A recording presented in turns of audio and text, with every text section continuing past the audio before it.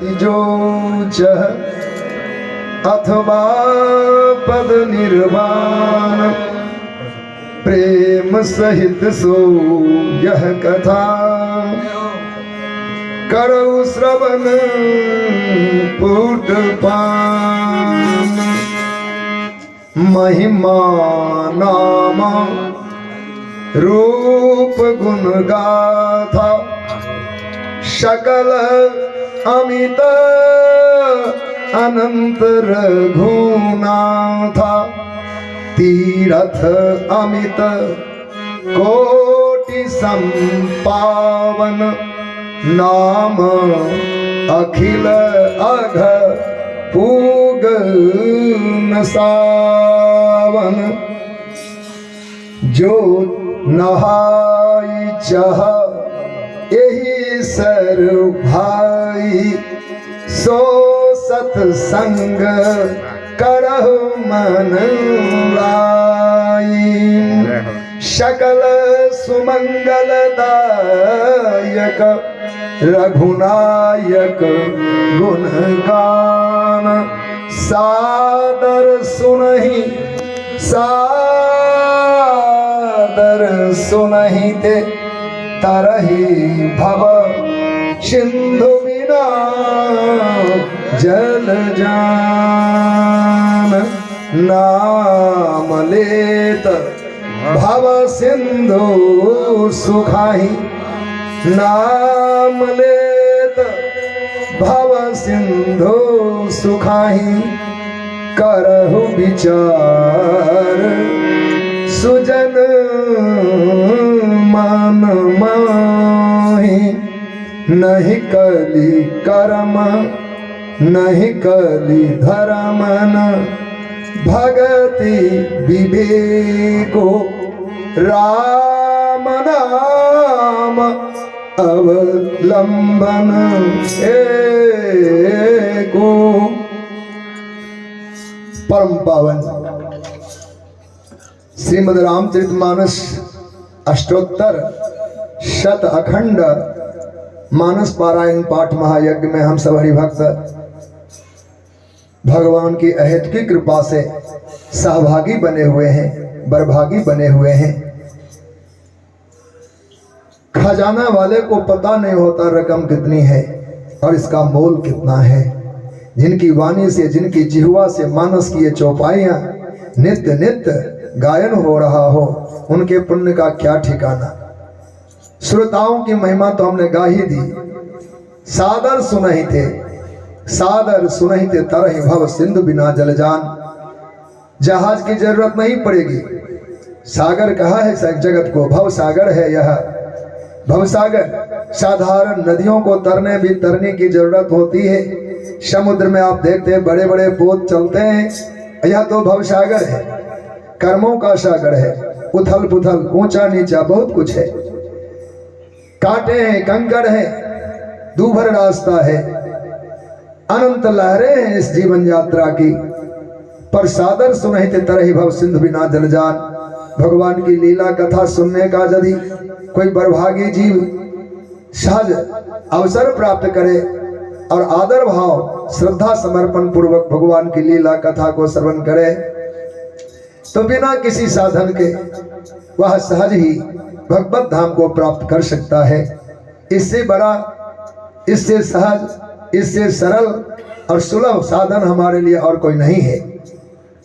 हरिभक्तों, दो बातें यहाँ एक दोहा में अभी चिंतन किया था।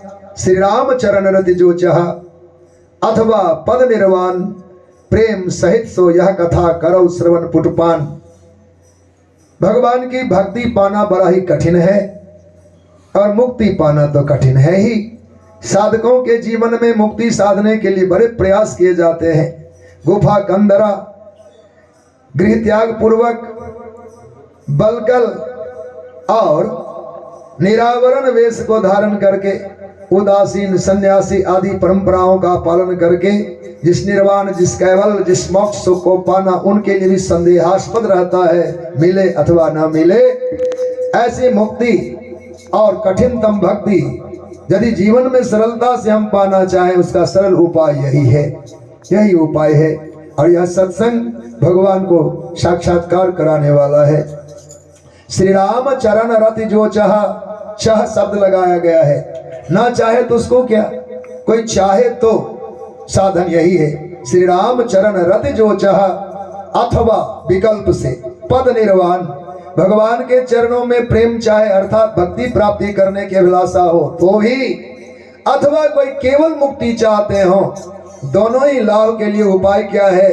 प्रेम सहित सो यह कथा करो श्रवण पुष्पान। प्रेम से मन लगाकर भाव भक्ति से परिपूर्ण हो इस सत्संग की, भगवान की लीला कथा अमृत की जो संजोग सौभाग्य हम सबको प्राप्त होता है, इसका पान करे, से श्रवण करे तो भक्ति और मुक्ति दोनों ही सहज प्राप्त हो जाए। इसलिए सत्संग के अवसर को पल पल संभालना चाहिए। ये तो सस्ते में मिल गया हम लोगों को। इतने बड़े आयोजन को संभालने के लिए वर्षों की तो कल्पना, चिंतन, प्रयास और बहुमूल्य लागत पूर्वक ऐसी व्यवस्था, पर ये तो बड़ी सरलता से हो रहा है क्योंकि भगवान ने कृपा की है। जरूरी नहीं है कि गाने वाले को गाने का मौका मिल ही जाए। बाजार कोई लगा ले, ग्राहकी भी तो हो। श्रोता के बगैर वक्ता क्या गावे, और बिना वक्ता के श्रोता बैठ के फिर क्या करे? यह समागम, यह संजोग भगवान की कृपा से प्राप्त है। इसमें सब के सब गायक भी हैं, वादक भी हैं, कथावाचक भी है, मानस के परम प्रसाद प्राप्त विशारद भी हैं। एक से एक बढ़ करके गुणी लोग हैं, पर सब के सब हम सब बरभागी हैं। एक पद के माध्यम से ही आज के सत्र का विश्राम हम सब करेंगे। वाद्य ना बजे तो कोई आवश्यकता नहीं है, केवल सुनने के लिए एक ही पद में उपसंहार भी होगा और भगवान कैसे जीवन में मिलेंगे उसका एक सूत्र भी मिलेगा।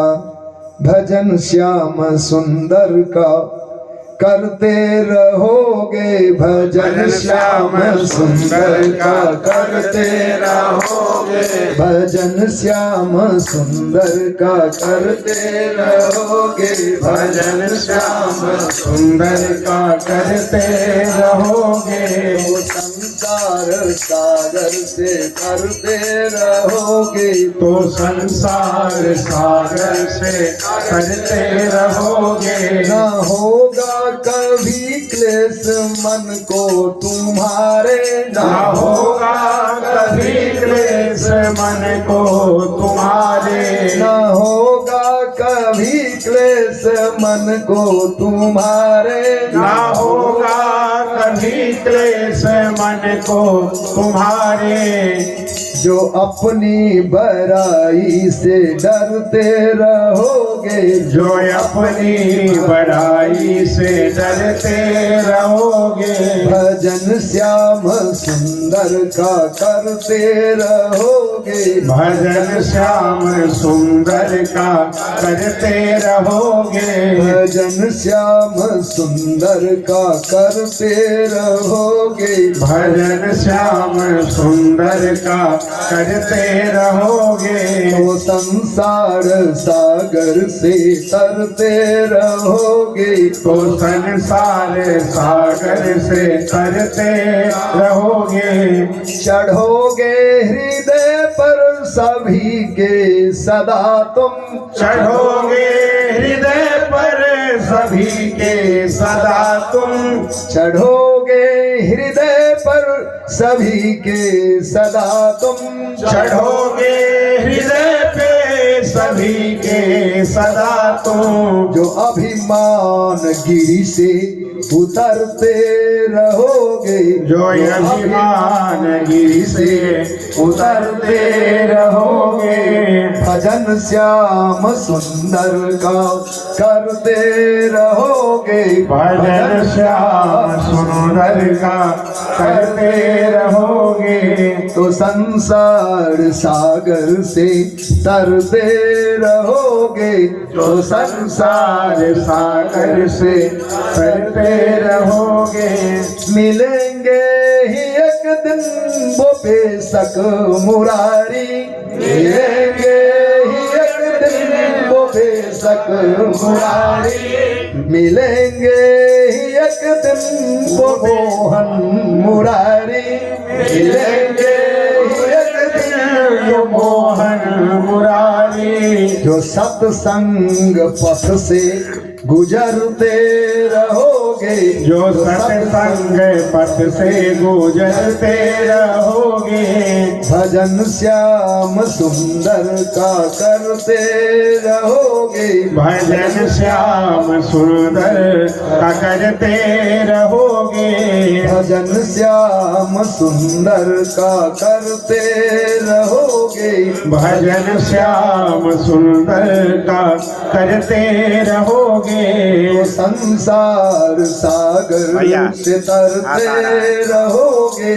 तो संसार सागर से तरते रहोगे, झलक ही पड़ेगा कृपा सिंधु का दिल, छलक ही पड़ेगा कृपा सिंधु का दिल, झलक ही पड़ेगा कृपा सिंधु का दिल, छलक ही पड़ेगा कृपा सिंधु का दिल।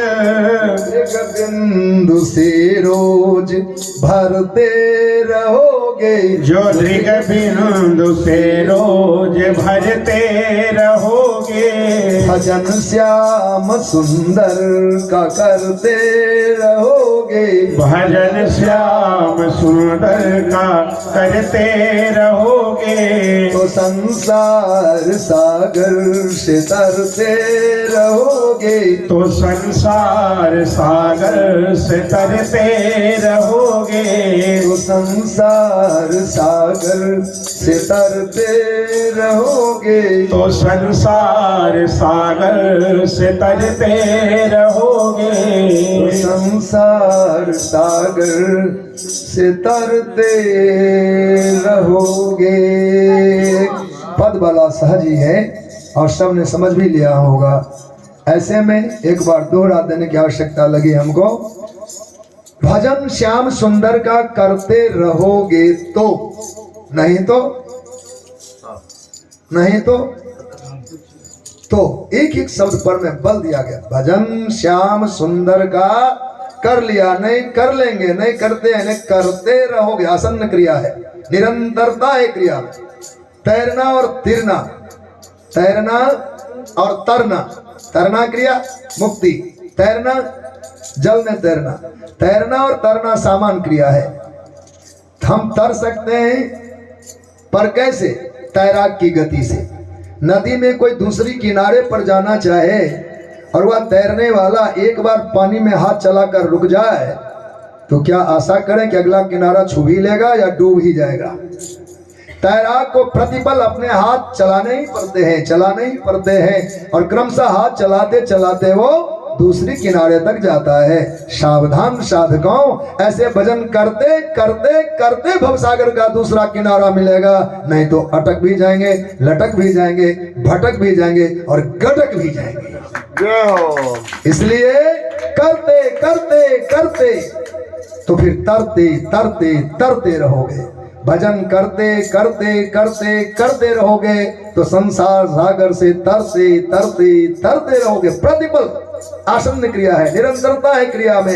ये छोड़ने की चीज नहीं है, ये आलस प्रमाद का विषय नहीं है, निरंतर गति है। जैसे तैरने की क्रिया में व्यक्ति शिथिलता ली और मृत्यु मुख को प्राप्त हुआ, वैसे साधक पतन को प्राप्त हो जाता है। इसलिए साधक को कभी भी साधना में शिथिलता दिखानी नहीं चाहिए, नित्य भजन करना चाहिए।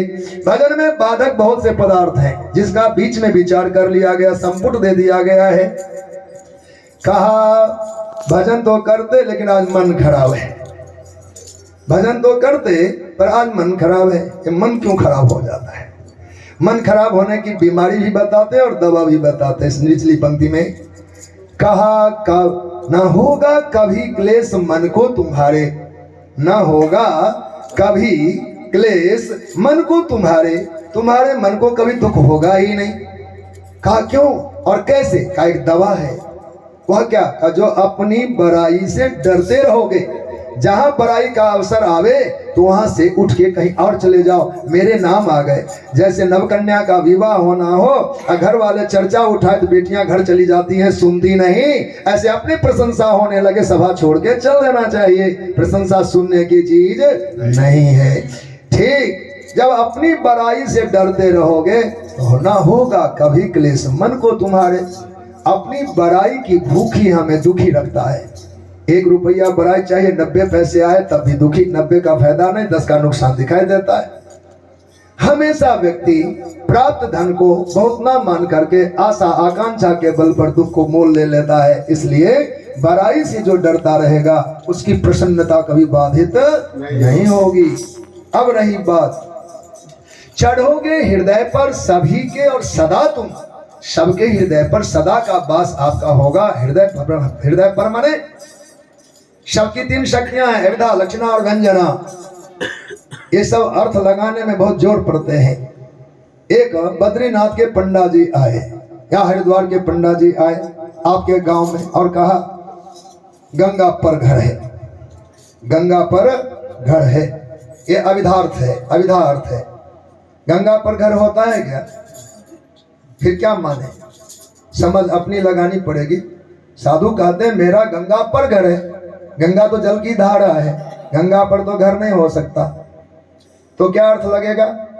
विचार गंगा पर तो घर नहीं होता, फिर गंगा के किनारे घर है। गंगा पर घर है, अविधार्थ है। इसका कोई अर्थ नहीं बना, कोई लाभ ना उनको हुआ ना आप समझ पाए। लक्ष्यार्थ, लक्षणा से अर्थ निकलता है गंगा के किनारे इनका घर होगा।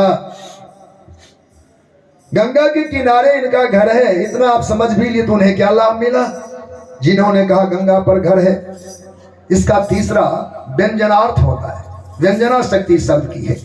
वह अर्थ क्या निकालता है?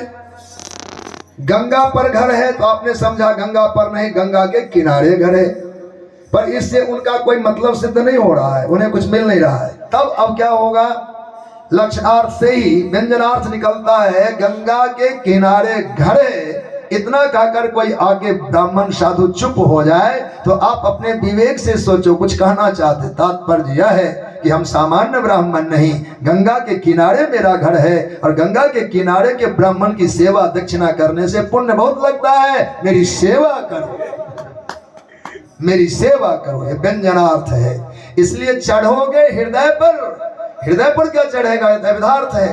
हृदय में प्रविष्ट हो जाओगे, ठिकाना मिल जाएगा। 5 स्टार होटल में ऊंची किराया देकर कोई बसा सकता है, धक्के मुक्के घर में भी कोई बसा ले, पर हृदय में कोई बसा ले ये असंभव सी बात होती है।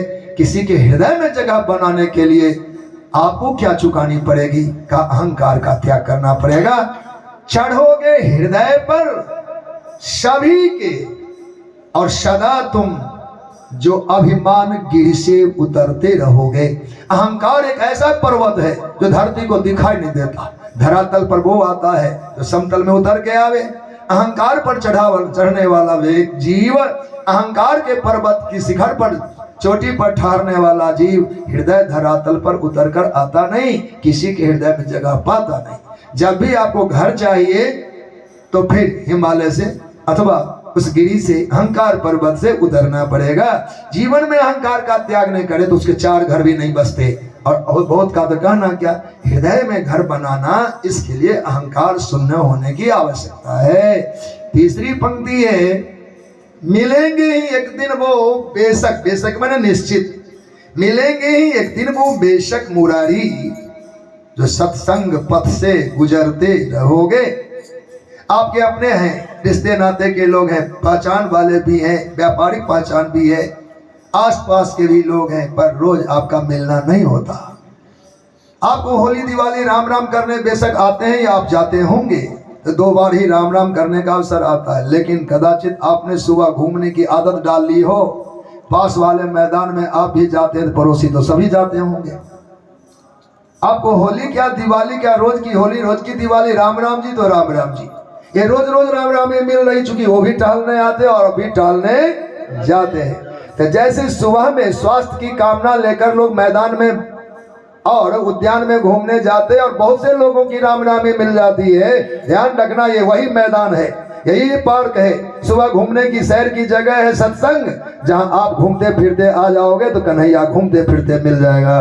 कन्हैया इसी में सैर करता है, उनको भी आदत लगी हुई है इस मैदान में आने की, इस पार्क में घूमने की आदत पक्की है कन्हैया की। अगर कोई साधक इस सत्संग में आवे तो कन्हैया किसी न किसी दिन टकराएगा, मिलेंगे ही एक दिन वो बेशक मुरारी, जो सत्संग पथ से गुजरते रहोगे। आना जाना लगा रहा सत्संग में तो कन्हैया किसी दिन नजर आ जाएगा, क्योंकि वो भी पक्का ही आता है, अपनी राम राम ही हो जाएगी, विश्वास में कहीं कमी नहीं।